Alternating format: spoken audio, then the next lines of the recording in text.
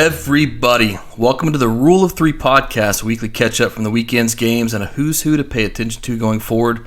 I'm your host, Jared Clifton, and I'm joined today by my co-hosts Brendan Taff and Blair Perot, as well as a very special guest.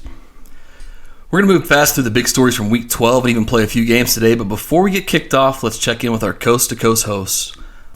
On our East Coast, Brendan Taff. Brendan, we've been able to be fairly quiet regarding the effects of COVID-19, but this week really seemed to accelerate the concerns of finishing the season without, at minimum, a pause in action. Do you think we can expect significant disruptions to the fantasy playoffs, and how do you plan on combating that? What's up, guys? Yeah, glad to be back, and JJ, glad to have you on. As far as the fantasy playoffs go, I think we just have to wait and see and play with the cards that were dealt. If a game gets postponed, like the Ravens Steelers, and we're recording this on Tuesday night, and I'm still skeptical that it'll get played tomorrow afternoon. But if a game gets postponed, you're just going to have to work around having players on a bye, just like if it was the regular season. I really don't see a way around it, unfortunately. Yeah, so I can assume everyone is a commissioner at some point in their leagues. What have you guys thought about doing or had to do to kind of combat, especially this postponement of the Ravens Steelers this close to the playoffs? JJ? So I hadn't done anything as of yet, but I should have. People in other commissioners are allowing team managers to name a replacement player and post it before the games happen. That way, if you had Lamar Jackson, but you also have Kirk Cousins, you can say Kirk Cousins for Lamar Jackson. Then if Lamar Jackson doesn't get to play his game, the sub happens. That just takes a lot of forethought, which isn't something I usually deal well in. That's how we've been doing it in my main league all season. And the big thing to pay attention to with that system is that, let's say the Lamar Jackson, Kirk Cousins example we're using, if Lamar actually plays his game and you name Kirk as his backup and Lamar scores less than Kirk, it's not a choose who scored better. If the Ravens Steelers game gets played, you take that lower score as your starter. That's kind of how we're doing it as well. So we allowed replacement players. Unfortunately, one of the guys, he picked Will Dissly as his backup player in case Eric Ebron doesn't play tomorrow night, but that was a big zero for Mr. Will Dissly. So hopefully Eric Ebron gets in and gets some points. And on our West Coast, Blair Perot joins us. Blair, sticking with COVID changing the way the game is played, we saw what in my opinion was a complete failure of the league, and conversely the Denver Broncos, with all of their quarterbacks ruled ineligible due to contracting the virus or not following protocols to safeguard against the virus. How do you feel about the league's decision to require the Broncos to play without a true rosterable quarterback? Hey everybody, glad to be back after Thanksgiving. Missed the guys being able to talk about football. So unfortunately though, this isn't as fun of a topic, and I will be honest, I just don't really seem to understand the rules that are in place here. Why the Ravens were able to have their game postponed 2-3 times because their quarterback had COVID, but then the Broncos had to play without a quarterback, and then the same thing happened to the Niners. And I guess my biggest issue here is just the inconsistencies and what is really going to happen from here on out and how the NFL is juggling this, because it sure seems, at least at first glance, that playoff teams, except for the Steelers, are getting slightly beneficial treatment compared to the rest of the league. Yeah, I think it's completely ridiculous that Mark Ingram, J.K. Dobbins, they tested positive, but with this elongated time between the original gameplay time and now it being on Wednesday, they're both allowed to play. And I think that's extremely unfair when a team like Denver has to go out with backup wide receivers. So, it was to be expected that there would be some growing pains, there would be some inconsistencies here, but I think they really kind of screwed the pooch this week by not putting into place some of their safeguards and their protocols. And as promised, we have one of the co-founders of Dynasty and the Adam Gase to our crew.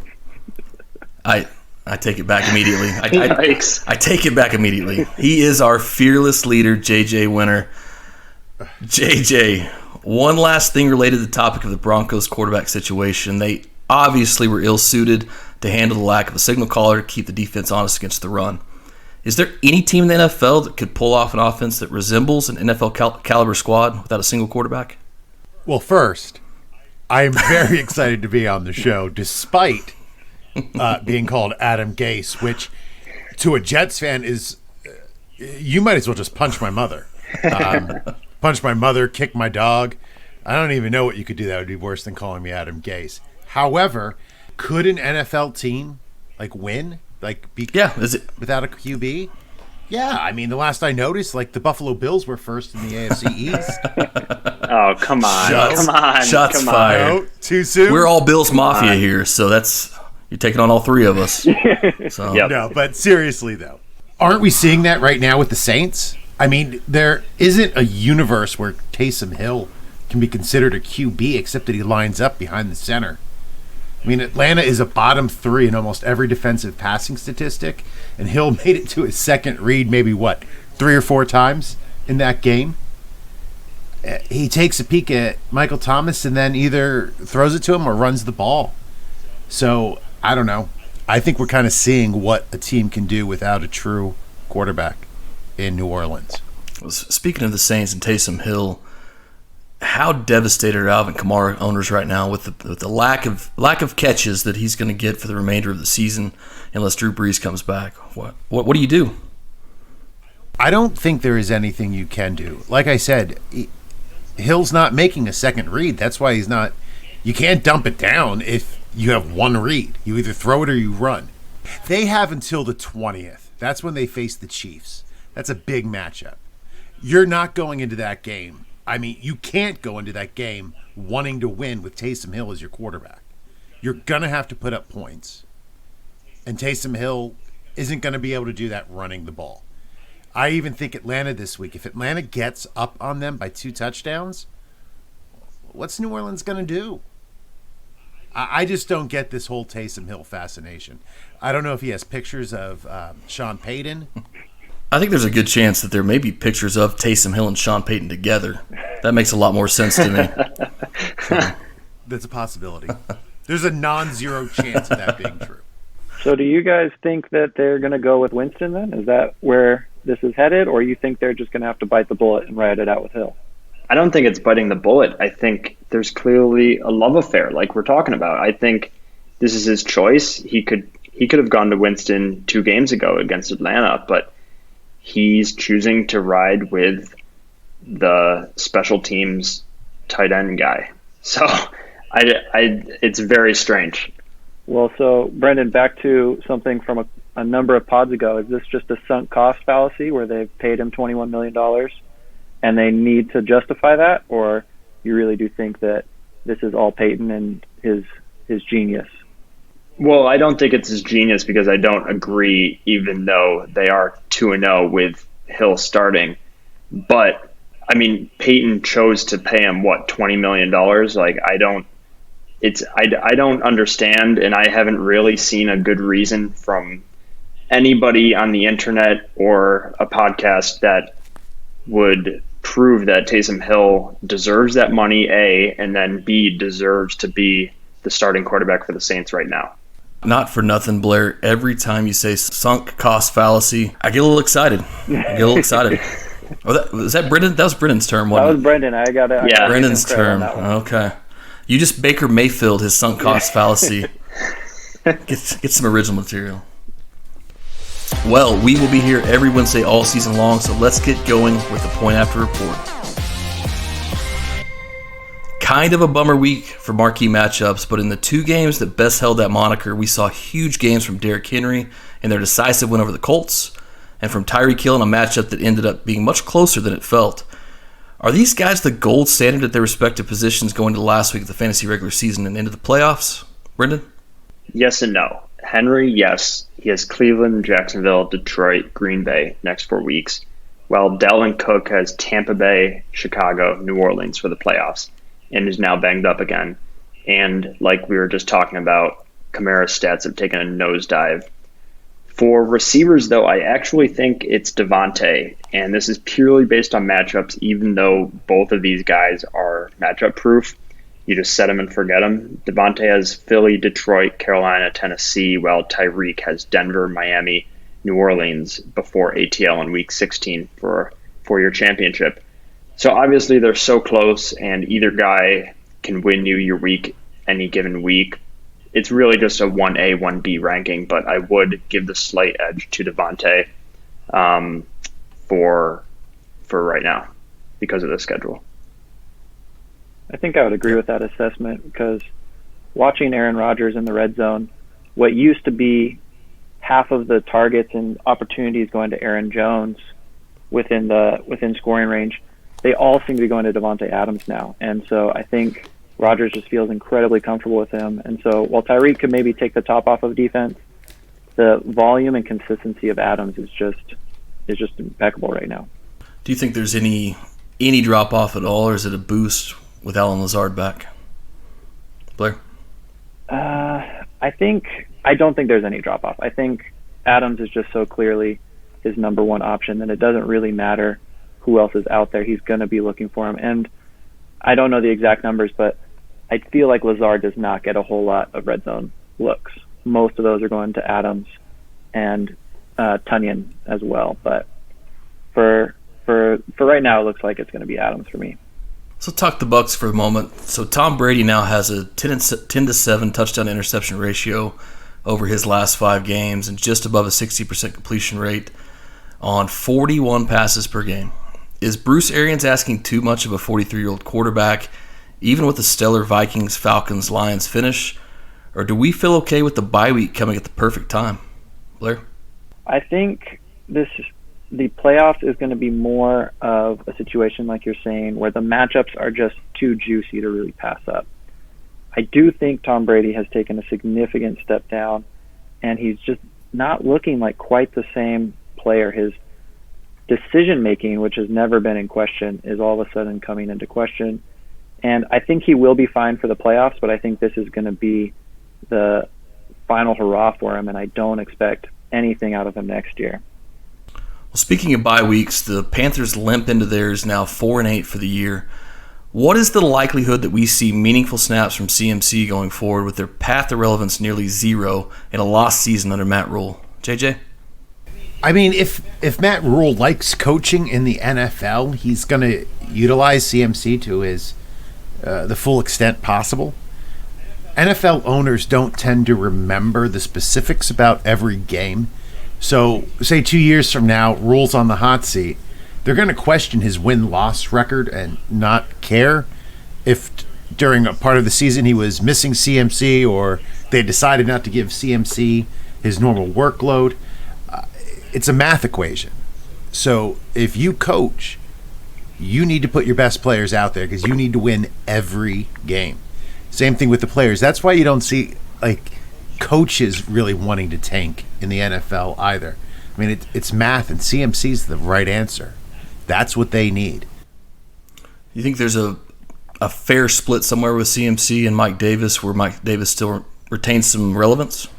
You know, one of my hot takes before the season, or change my mind, besides the Herndon take that was heard around the world, I also said CMC was going to drop out of the top 3. And one of the reasons is because he finally had a capable backup in Mike Davis. Mike Davis is the best backup that CMC has had. He is a great between the tackles runner. He's just a pro. He's like a pro's pro. He's been around, and he knows how to gain yards. I would love to see a 70-30 split. I mean, shit, even an 80-20 is going to take some miles off of CMC, yeah. Right? I mean, somebody who's seeing 90-95% of the touches when he's in a game. We've still got a ways to go before the season concludes, but I was looking over some unrestricted free agents this week and wanted to get you guys' opinions on landing spots that would elevate their dynasty value. So we'll start with quarterbacks. Mitchell Trubisky, he's starting right now with Nick Foles out. JJ, where can he go to elevate his dynasty status? I would love to see him go somewhere and sit behind a good QB and a good QB coach. Maybe sign with somebody like Kansas City. I mean, I would rather have Trubisky than Henne right now. But, when that thought went through my head about Henne, I was like, well, let's look at all the backup quarterbacks in the NFL right now. I can only name about 8 who I would have at the same level or above Trubisky right now. So tell me who you would rather have as a backup. Trubisky or Jared, Ryan Fitzpatrick. Trubisky. Blair, Andy Dalton. I might go Dalton there, actually, although it is close. Brendan, Jacoby Brissett and Jacob Eason. I'd rather have Brissett. Even Over if Trubisky? over Trubisky, even if I only get him for Hail Marys and QB sneaks. What about Jacob Eason? I don't really care where Jacob Eason goes. Sorry to Jacob Eason. Oh, no. PJ Walker, Jared. Trubisky. I think PJ Walker's just too raw. Brendan, Jalen Hurts. I'd like to see what Hurts can do. For sure. Okay. And Nick Mullins, Blair. Well, I gotta go with Mullins on that one. As a Niners fan, I gotta stick with my guy. But I see your point. After that, I think you're right. Trubisky's over just about everybody else. So to me, I mean, he's good on his feet, right? He can gain yards. He's a good scrambler.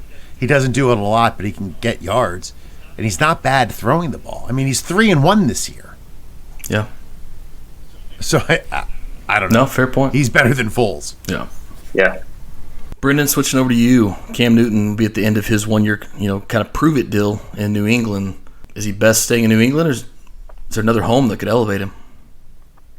So I think this is probably the most interesting one, and I hope you all heard my mini rant on Cam a few episodes ago. I don't think a starting job will be available for him this offseason, so the best spot for him would be to go to a place where he could be the option after taking over for a guy who could retire, and to me that place is Pittsburgh.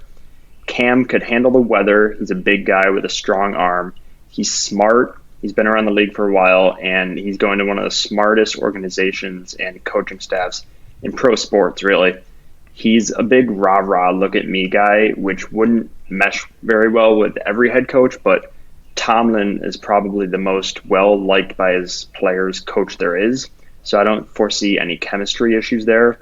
And if Ben gets seriously hurt or retires anytime, they are a team that could win it all right now. And so Cam could step in right away, and they wouldn't need to wait for a backup rookie to develop, because I don't think the Rooneys want to wait around and see if a rookie pick with the 30th pick is the guy for the next 4 years. Somewhere in the deer woods of Pennsylvania, Don Detweiler is just celebrating your Pittsburgh Steelers love. So if you listen really close, you can hear him. Well, Blair, we talked a little bit about Jameis Winston, and he very well may get an audition here within the next couple of weeks. Assuming that Drew Brees maybe plays one more year, Jameis Winston believes he can go on and start for someone else. Where can he go to make him a quarterback 1, quarterback 2 next year? Somewhat ironically, the top two teams where I think he could have success would be the Saints or the Bucks. As far as at least fantasy production goes, there's opportunity at both of those locations. They have weapons in place. They have offensive-minded coaches who could scheme him in ways where he could be successful. And I think every other team is going to have a decent shot, or every other team that needs a quarterback will have a decent shot at getting one early in the draft. And so there's not going to be a whole lot of open places where he can really get a good look. And then the other place, I think, kind of like Brendan, I think maybe the Steelers. If he went there, they also have weapons. Their culture may be a little more tentative with Jameis as opposed to Cam. But outside of those three places, I think if he wants to stay in the league, he's probably going to have to take another backup role. So to that point, JJ, going back to what you were asking us earlier, if you have a team, who would you rather have as a backup, Jameis or Trubisky? I really want to say Trubisky. Only because the New Orleans Saints need a QB right now, and they looked at Jameis Winston and they looked at a tight end, and they said, let's go with the tight end. So, but then again, Sean Payton loves Taysom Hill. I'm still going Trubisky, though. I don't trust the fact that they're not. What's Winston doing at practices that he's not winning the support of his own coaches. See, I don't think Winston in practice is about Winston. I think it's about Sean Payton and Taysom Hill, like we kind of just touched on. I know he threw for 30 interceptions, and I know he is weird, and I know he's probably not a good guy, but he threw for 5,000 yards and 30 touchdowns last year.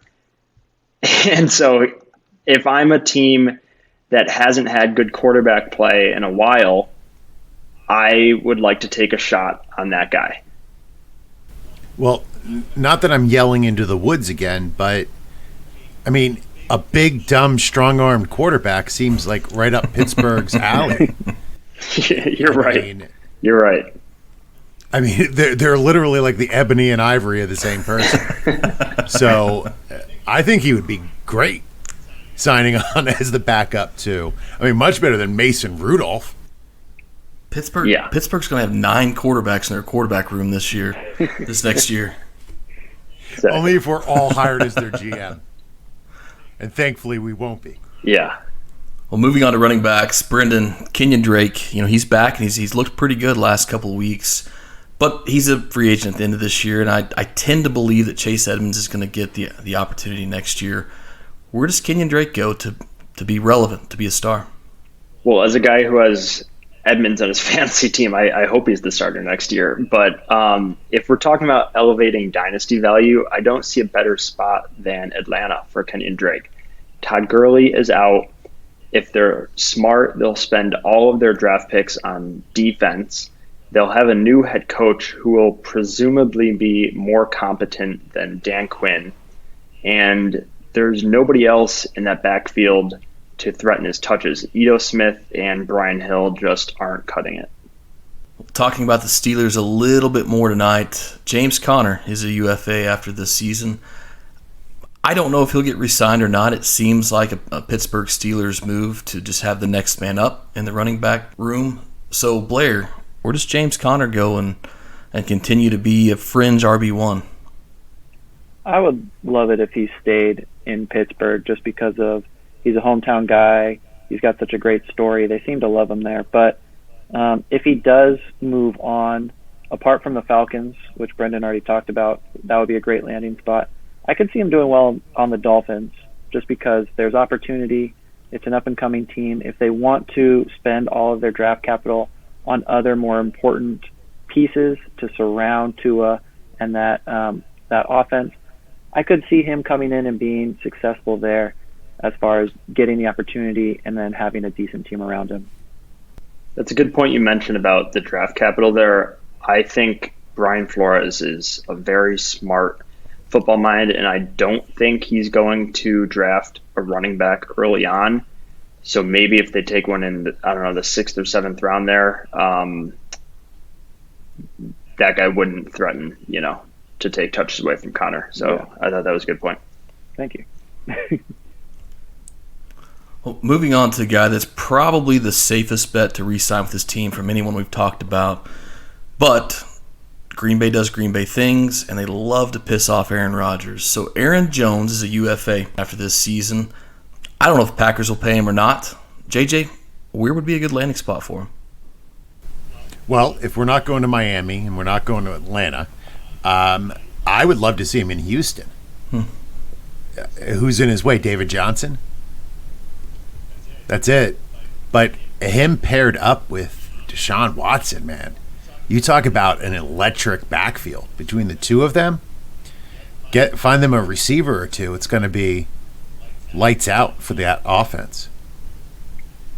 Yeah. But I don't think there's a chance he leaves Green Bay, unfortunately for him. Yeah, I hope not. Aaron Jones is a guy I love to root for. I was perplexed just all the way across the draft board for the Packers this year. A.J. Dillon obviously hasn't done much this year. He hasn't had to do much this year. But I do think that was at least kind of a warning shot for Aaron Jones not to try to reset the market, and we'll see what they have to do. Jamal Williams is a free agent too. They were in the same exact draft class, I think 1 or 2 rounds apart. So yeah. I don't think they keep both of them. Yeah. But I would love to see somebody like Jamal Williams end up and get a shot on a team.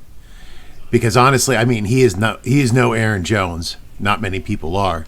But there is not that much of a drop-off when one comes out of the game and the other one goes in. Yeah.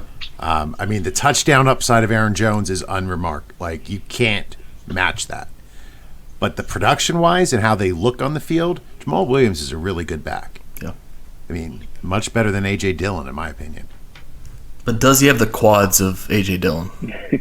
Well, who does? Nobody. Who does? Saquon, maybe? I've never seen him, but I bet you DK Metcalf does. You know what?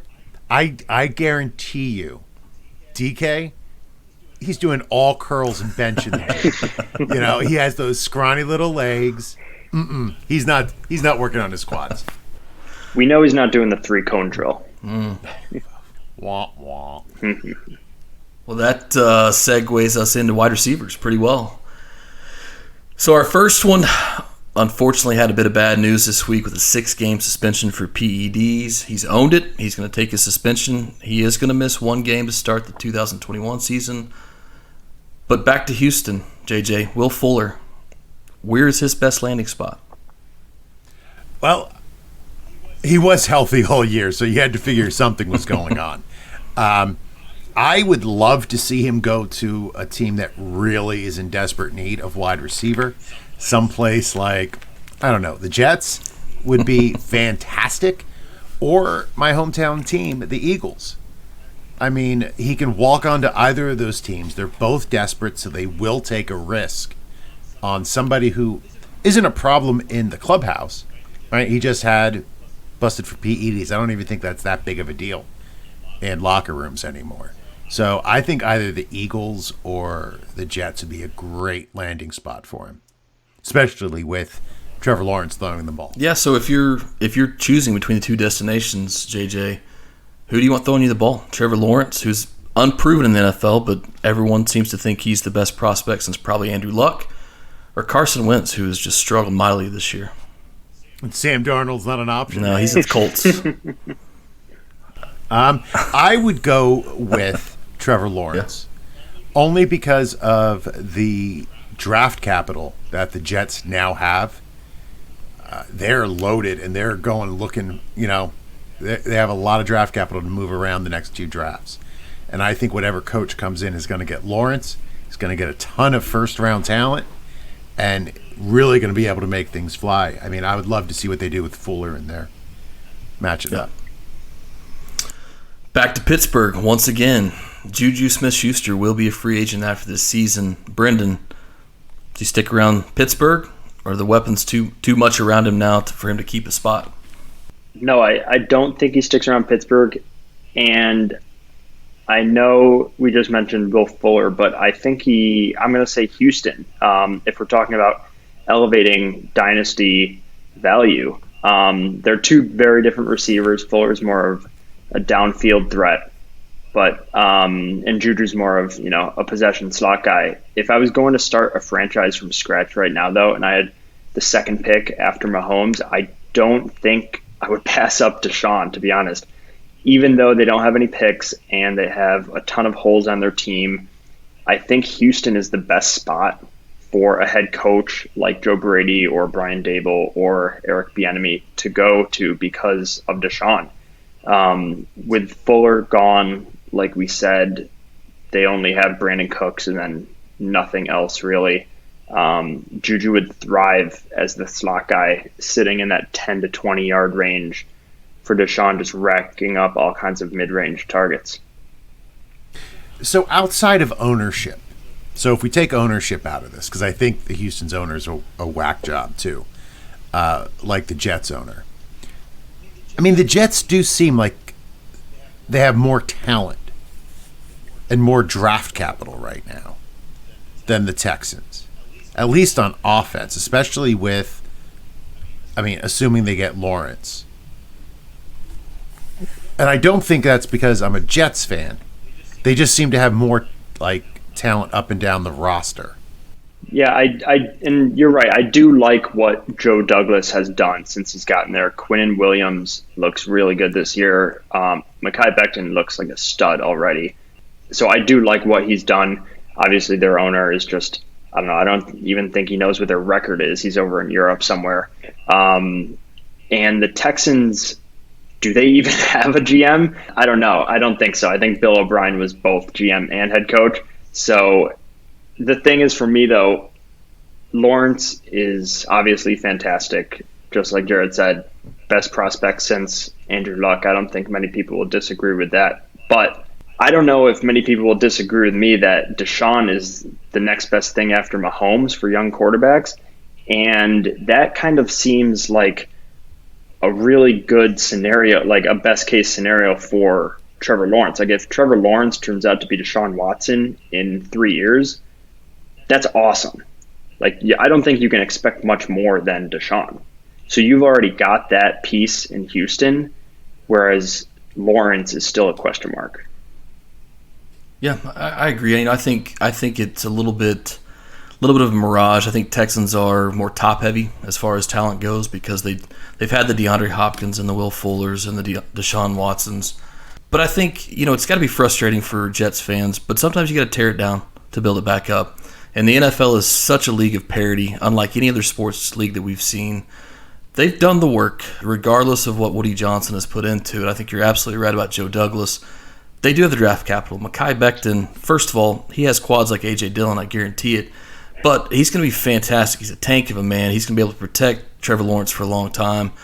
That's a team that probably doesn't need a whole lot on top of their draft to get to respectability. And that is a division outside of the Bills that I think is going to be kind of middling for a little bit as the Patriots find their way. I think Flores has the Dolphins on the upswing, but a lot of it's kind of overachievement at this point. I'd be happy to see the Jets get one of these wide receivers to pair with Trevor Lawrence. So last wide receiver, Allen Robinson. We've talked about him in the last couple of pods, including the Friendsgiving pod last week. He's really never played with a good quarterback. And I tend to think as a free agent, he's going to rectify that because he's already a stud playing with subpar, bottom third quarterbacks. Where does he go to become the true wide receiver one that he knows he is and we know he is? I think pretty much anywhere would be better than he's had for the last couple of years. But I like some of the teams that you guys mentioned. I think he would do fine on the Jets with Trevor Lawrence. That would be fun to watch. I do think Houston would be a great spot. I actually think Allen Robinson would be a better fit with Watson than Juju just because of his similarities with DeAndre Hopkins, both physical, kind of point of attack wide receivers who can get it done, and Watson's proven that he obviously is very successful with that type. But, yeah, really anywhere. I mean, the Bengals would be fun to watch him with Joe Burrow after A.J. Green leaves. The Dolphins would be fun to see if he could do anything with Tua. I wouldn't even mind if he went to the Giants. I think he'd probably want a better quarterback than Daniel Jones, but I actually still think Daniel Jones looks pretty decent, and it would be fun to watch him on that roster. And then the Falcons or the Packers would be interesting as well. If he wants just an established Hall of Fame caliber quarterback, having Julio, Allen Robinson, and Calvin Ridley all on the field at once would be a blast to watch. Having Devontae, Aaron Jones, and Allen Robinson on the field at once would also be super fun to watch. I think you're kind of right that he's going to get to decide where he goes, and I think wherever he picks, he's going to have a phenomenal year next year. What do you guys think about A-Rob to the Ravens? I still don't trust Lamar as a true elite passer. I think he could definitely elevate Lamar's game, but this year I just feel like Lamar has not looked good as an actual passer. Yeah, I think the Ravens actually have a decent wide receiver core when you look at Hollywood Brown, but Devin Duvernay, James Proche, Willie Snead, Miles Boykin. I think they have a decent amount of talent at that position. Just nobody can get them the ball right now. I don't know if that's the offensive coordinator or Lamar. I'm not going to cast any aspersions to that situation, but yeah, I definitely think that it would just be superfluous right now. I think the one way that does make sense is you talk about Hollywood Brown and you talk about Devin Duvernay in the slot. I think Miles Boykin could fit the profile, but they don't have a true possession receiver outside of their tight end, Mark Andrews. So that is something that I think that the Ravens could really benefit from. I see them doing a lot of work this offseason to kind of reorchestrate their offense. NFL's finally figured it out. And go more towards a Bill Walsh style West Coast offense, short intermediate passes, and a guy like Allen Robinson, he could just kill in that offense if you're not asking Lamar Jackson to do something he's not capable of. You know who they could use if I could pick like any receiver? They could use like a Bolden, like Anquan Bolden. Yeah. I think that would be a great wide receiver. Like that type of wide receiver would fit in perfectly with what you were saying as far as needing that strong possession, get the ball, make a play. Even like a Michael Crabtree, just like a solid receiving wide receiver. If only this was 8 years ago. Yeah, I know. Good point. Yeah, true. Well, outstanding work, guys. Appreciate that. It is game time at the Rule of Three podcast, and as mentioned earlier, we had a monster game from Tyreek Hill that now ranks among the best fantasy games of all time at the wide receiver position. So tonight, we're going to talk about some of the best fantasy games in history with a twist. I'm going to give the guys the player and stats from the top tier game, as well as a historical event or pop culture moment that is near the same time as the game mentioned. It'll be up to them to dig deep in the annals of time and decide if the fantastic fantasy effort occurred before or after. This is Blind Date. Yes! That is fantastic, Jared. Fantastic name. I love this show. All right, we're going to start with number one. In a game that rivaled Arena League football, Ben Roethlisberger put up 522 yards and 6 touchdowns to overcome Andrew Luck's 400 spot for a very healthy 44.8 fantasy points. The question is, did that occur before or after Part 1 of the final Hunger Games installment Mockingjay was released? Oh, man. I'm going to be so bad at this. This is So, before Part 1 of the Hunger Games finale. That's correct. Oh, man, okay. Was it before or after? So, was the football game before or after? That's correct. All right. We're just going to be able to cheat off of JJ's answers. He's just going to mumble them all to himself, I feel like. I'm not that old. God, you guys are so young. Whippersnappers. Get off my lawn. Got all 3 answers in. JJ, before or after? Before. Blair? I mean, shot in the dark before. Brendan? I said after. The game occurred before, so it happened on October 26, 2014. Mockingjay came out November 21st, 2014. So JJ and Blair get off to an early lead. You're not giving us very big margins here. These are within like a month of each other. Number 2. Antonio Gates broke off the 10th best fantasy game for tight ends on the day before Halloween with 10 catches for 145 yards and 3 touchdowns. Was his 32.5 point game before or after the series premiere of Arrested Development hit Fox? Wow. Series premiere, not finale, right? Series premiere. Nice try. The series is still going. Well, I don't even count the Netflix It's terrible. seasons. All right, everybody's answers are in. Brendan, before or after? Before? JJ? After. Blair? I am accidentally cheating off JJ. I'm going after again just because I feel like maybe it came out before Halloween. I feel like TV shows come out before then. I don't know. All right, so after is the correct answer. So Antonio Gates did it in 2005. Arrested Development started in 2003, 17 years ago. It's crazy. Wow. Little did you guys know, I have studied every single event that has happened in the past 20 years over the past day and a half. That's the only reason I'm winning. Well, if I started to study the past 20 years, I would have had to start when I was 5 years old. So I think you've got a bit of an... I'm sorry. Memories work a lot better when you're young, Brendan. They start to fade when you get older. I think you have the advantage here, actually. Did I pay for this? Do I pay? Did I start this episode by saying how excited I was to be here and how much I love all of you? That was a shot at Brendan. God. I was taking a shot at Brendan. He should be doing better is what I'm saying. It's a rum world. It's a rum world. 2 up for JJ and Blair. Brendan, yet to be on the board. Let's get to number 3. The muscle hamster himself, Doug Martin, rolled up 51.2 points against the Raiders in a Week 9 tilt, totaling 272 yards and 4 touchdowns. Did that occur before or after President Barack Obama rolled up Mitt Romney to win his second term as the President of the United States? So was the Doug Martin? Yeah, the Doug Martin. Before or after? Correct. Okay. And you said Week 11? Week 9. Oh, Week 9? Oh, he's doing math. Yeah, oh, shoot.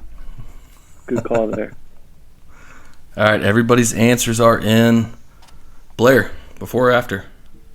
Well, now that, oh man, I can't believe I missed this math opportunity. I said before, but now I think I might be wrong. Brendan? I said before, and I think I'm wrong because I'm bad at math. Elder statesman? Well, the answer is obviously before. I can remember I was 86, and no, I believe. Yeah, I believe that was before. You guys all got it right. It was 2 days before Oh, man. Barack Obama won the 2012 election. Number 4. Before there was Brett Rippon, there was his uncle Mark Rippon. And the elder Rippon had a huge 48.6 point showing with 7 total touchdowns to go with 442 yards passing. Did that occur before or after Mark Rippon's first Super Bowl win? JJ, before or after? Before. Blair? Ooh, this is the first time we split. I'm saying after. Brendan? I went with JJ here. I'm saying before. Probably the smart move. Blair gets the point. It occurred after. So, 1991 was his huge game. He won his first Super Bowl in 1988. All right. I got to go play the Damn. lotto after this. I'm lucky today.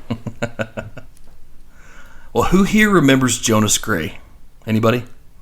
Yep. All right.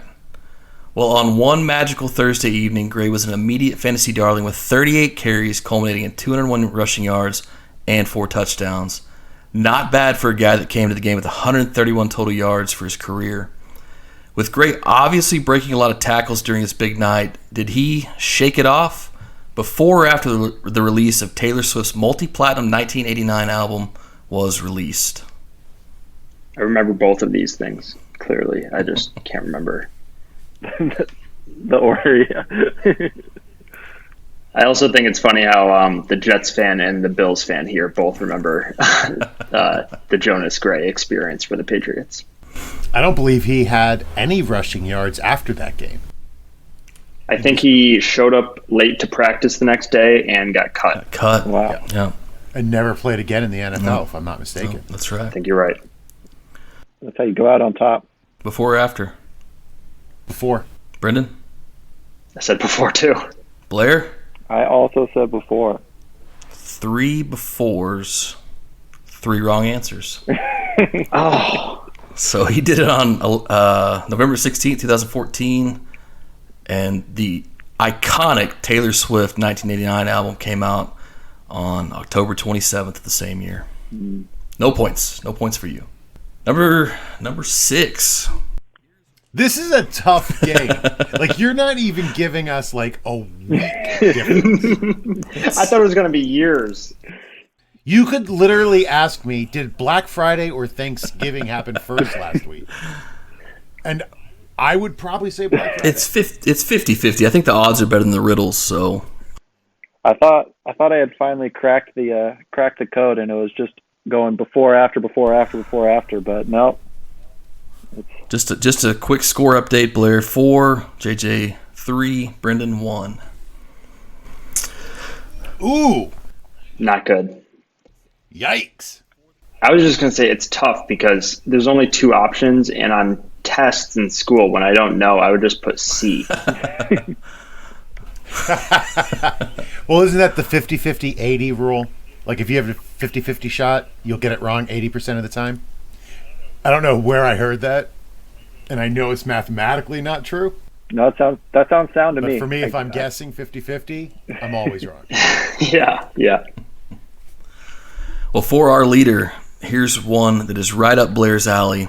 The 49ers' Jerry Rice gave us all a treat with the best wide receiver fantasy game in history as he blistered the Falcons for an otherworldly 13 catches for 225 yards and 5 receiving touchdowns.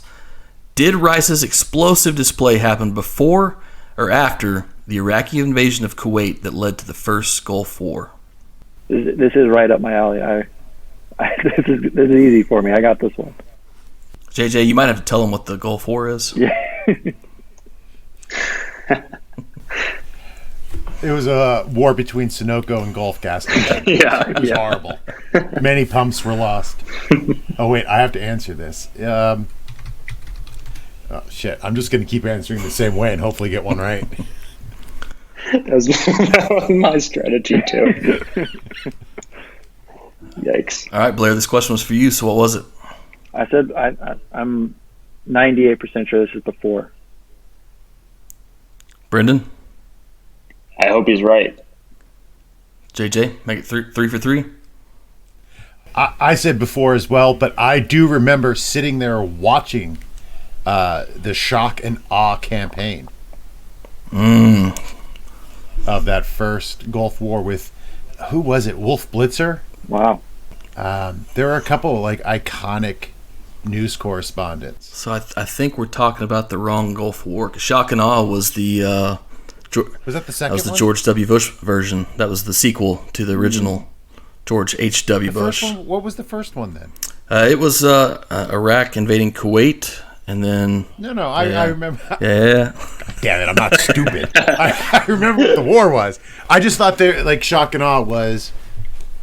No, it was something else. I'll think about it. I'll have to go check my playing cards.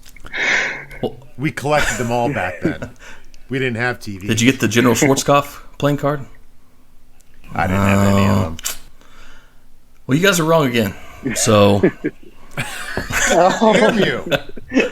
Jerry Rice. When did it happen? Jerry Rice, October 15th, 1990. Gulf War, August 2nd, 1990. Damn. I do. We went in August. Yeah. No, August. I was 2 months old. I remember. I can't believe I forgot that. The only reason I know that's because I had my General Schwarzkopf playing card right in front of me for this game. So I was in high school when. So wait, what are these playing cards you got? They had playing cards of generals? You could. There was like an entire set of collectible cards, like baseball cards, but for like all the different Wow. Iraq That's War, some- like generals and vehicles and bad guys. The bad guys on there too. Nice. Man, Wait, was it the first one or the second one where there was a deck of cards? second one, For who they would grab. sequel. Wow. Sequel's always better. That was the sequel. Yeah. the Sometimes the sequel's better. Godfather 2. Wow. See, I have nothing to contribute to this one other than shout out Wolf Blitzer. He's from Buffalo. And is he one of the all-time name doesn't match up profession guys? Because a guy with the name Wolf Blitzer should not be a news correspondent. He should have been a DN coming around the tackle for the Steel Curtain. Well, that's like the producer of Law and Order, Dick Wolf. Yep, all-time great name. Like, and that's what you chose? I mean, granted, being a producer of Law and Order is a very good profession, because I assume you just cash those royalty checks. Yeah, and they're still going. They are still going. Well, speaking of missiles, Quadri Missile Ishmael is sometimes overshadowed by his Heisman Trophy runner-up brother Rocket Ishmael. But he makes the top 10 for best fantasy performances with an impressive 3-touchdown, 258-yard day on just 6 catches. That's 43 yards per catch, folks. Speaking of 43, did Ishmael's big game come before or after George W. Bush announced his candidacy for the President of the United States? All right, answers in. JJ, before or after? Okay. So, it has to be after. It has to be after because you can't announce your run that late. There's truth to that. Brendan, Blair, same logic? No, my logic is we've been on a run of afters, so I went with before. Brendan, did you go with C? See, yeah. I said before because it'd be cruel if you said after this many times in a row. This podcast is just devolved into weekly showings of Brendan and I looking dumb, while Jared just looks like the smartest guy in the room. This is like watching Hostel or Saw. Brendan, I think we got to start writing the script so we look smarter and All right. look like such dummies. Next week. I'll just jump on. Well, JJ, your logic is sound because it was after. God damn it. I feel like that's the first point I've awarded in several questions, so we got momentum. We have momentum here. So that was a December game. George W. Bush announced in June of 1999. It's always a summer announcement. It is. That way you really need the heads, like the long lead time into Iowa. Now they do it like 3 years ahead of time. Yeah. It's ridiculous. Yeah, I know. Well, you never stop around. Number 8. Everyone loves kickers, right? Right? Kicker lives No. matter. Yes. Yeah, you know who loves kickers? Kyle Allen. He wants to use kickers more. He does. Yikes. Always knew there was something off about that guy. And that's the least of it. But his voice is so nice. You just gotta look Really past is it. melodious. You know what? He has the same vocal signature as you do on Audacity. That the southern voice, it drips off the bottom of the bar. It's a very interesting look to your dial. I'm not sure how to take that. So, No, it's a good thing. It's a good thing. It's very interesting. well, Rob Baronis of the Titans turned in a record-setting night, going 8 for 8 on field goals, including the game winner, to rack up 28 fantasy points. While Baronis put on a showcase, another showcase was coming to an end. Did longtime Price is Right host Bob Barker sign off for the final time before or after Baronis came on down? I see what you did there. Yeah, that was nice. Well done, my friend. I nailed this one, by the way. Just like Baronis, 8 times? No, only once. No, okay. Once you get to be 45, you can't hit anything. Oh, there you go. Hey-o! Yep.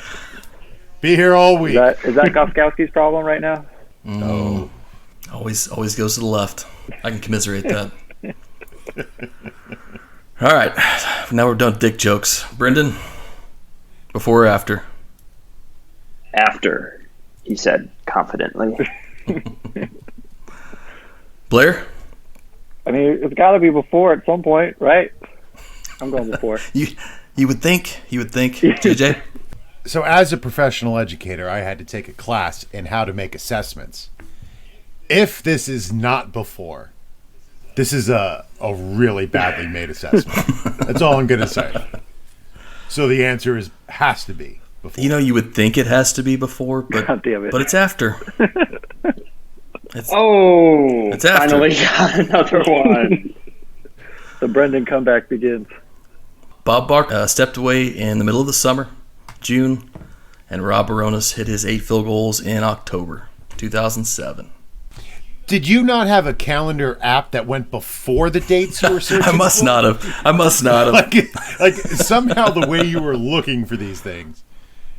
I need to know your research. It's poor, apparently, yeah. Not as bad as ours. Number 9. Before Lamar Jackson, there was one Mr. Ron Mexico, or some people call him Michael Vick. In a game that was supposed to be a dogfight, Bob Barker would be so disappointed with me right now. Oh, I've grown myself. Vick led his team to a smash 59-28 win against Donovan McNabb to the tune of 49.32 fantasy points with his 6th touchdown day. While Vick's game is the current king of fantasy quarterbacks, did his big day happen before or after the untimely death of the king of pop, Michael Jackson? I know this one. All right, Brendan, you sound confident. Yeah, it's after. Blair? Well, my before answer is not looking as hot anymore. JJ? Well, I can tell you exactly where I was when Michael Jackson died. I was on a camping trip because it was the same day Farrah Fawcett died, a few hours beforehand. And my camping trip was in Cooks Forest, Pennsylvania. It was a wonderful time that we spent in August. I have never heard an explanation sound more like an alibi in my entire life. Oh my! I did not kill Michael Jackson. I don't know what's happening on this pod, but suddenly I'm old. I'm a murderer. I'm Adam Gase. That was a long drawn out story that didn't seem to go anywhere. So A lot of details, a lot of very specific details. Do you guys want some Werthers? I have some nice candies for you guys. All right. It occurred after Michael Jackson died. Brendan's going to come back with just all afters, huh? I knew that one. The last one was a coin flip, and many before that as well, but this one I knew. Before he even asked the question, I'm just going to submit after, because that's clearly going to be the answer. Don't even read the text one. It's after. I hope that's not correct. Okay, final question was won by Brendan and JJ, and that puts JJ as tonight's winner, 5 to Brendan's 3 to Blair's 4. Congratulations, JJ. Suck it. Suck it, Trebek. I started 4-0 and ended 4-5. That's a pretty rough look. That is pretty tough. It's not how you start, it's how you finish. And on a strong note. More dick jokes. I like it. Yeah. Well, that will wrap up our show, and we hope it's been as entertaining for you as it has been for us. Guys, why don't you leave us with your tags and where the listeners can find you and any final thoughts? Blair? Well, you can find me on Twitter at Blair Perot. That's Pierroz. And as always, be sure to wear your masks. And in memory of Bob Barker, remember, folks, always spay or neuter your pets. Very nice. Brendan? Yeah, I am on Twitter at BCTAF. That's TAFFE. Don't be an ass to players on Twitter. Don't root for injuries. And please, please continue to wear your masks. Well, as we got to tell JJ thanks last week on the Friendsgiving, from all the three of us, we really want to say thank you, JJ, for the opportunity to do this. We have a lot of fun. It's a great community you've built. Thanks for coming on with us. We hope to have you on again very soon with hopefully an easier game, better prepared. And why don't you leave us with your final thoughts and tags? Hey, I'm at JJ Wenner on Twitter. If you're on Reddit, I'm at IDP Thoughts. This is such a fantastic podcast.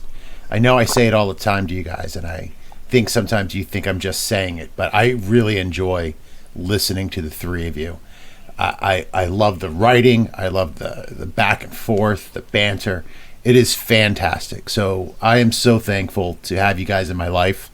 I'm glad I was able to find you guys, or that you found us. And thank you so much for everything. As far as my final thoughts, 1-800-273-8255 is the National Suicide Prevention Lifeline. Mental health awareness, people. Reach out to the people you love. The holidays is a rough time. The holidays this year is going to be even rougher. So reach out to those who you love, those who love you, and just let them know that you're there. All right? It's going to mean a lot to somebody. And again, thank you. Thank you for having me on. Thanks again for coming on. Yeah, thanks for putting up with us and being a good sport. Well, I am Jared Clifton, and you can find me on Twitter at UnstuckInTime82 or on RiderDynasty.com. This has been the Rule of Three podcast brought to you by Rider Dynasty. Make sure to tune in to the Rod Pod on Friday night with JJ Winter, Don Detweiler, and Eric Braun, as well as a Debbie debrief from our very own Debbie Dirtbag Ryan Bickerstaff and the Next Man Up Injury Report by Kyle Allen. Follow us and the Rod Pod on Apple Podcasts, Spotify, or wherever you pod. And remember, whatever you do, do it well, and always keep the ball in front of you.